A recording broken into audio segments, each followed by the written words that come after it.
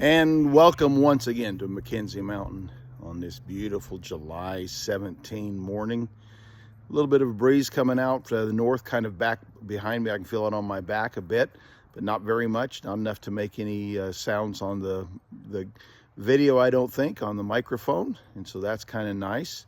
I think it's 64 degrees outside right now. Working on the house a little bit. Got a guy coming. The fellow that hung the drywall that is there.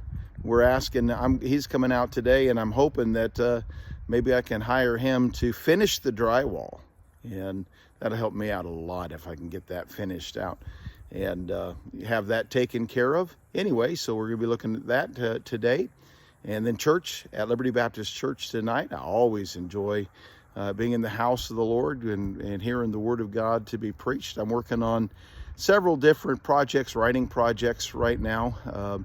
Yesterday I spent a great deal of time. I took one of my books on the flesh and the spirit, which is a study of Romans chapter 8, and especially verses 1 through 5, talking about walking in the flesh, walking in the spirit, not in the flesh. And so I during 2020, during all of that COVID stuff, when I first had to preach to a camera instead of to a congregation, I chose to do that series. It was just 8 messages out of Romans chapter 8.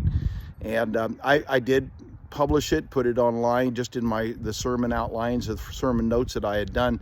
But I took some time yesterday and re-edited that using ChatGPT, edited all of my notes, making it more of a book type of style. And then from there, just playing with it, I thought I'd do a couple of things. I made a version for teenagers.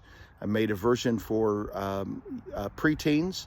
And then I also did, using that material, I made a 30-day devotional for parents to use with their children, maybe under 5 years old, like a bedtime type of devotional, which is what we used to do with our kids when they were really, really little.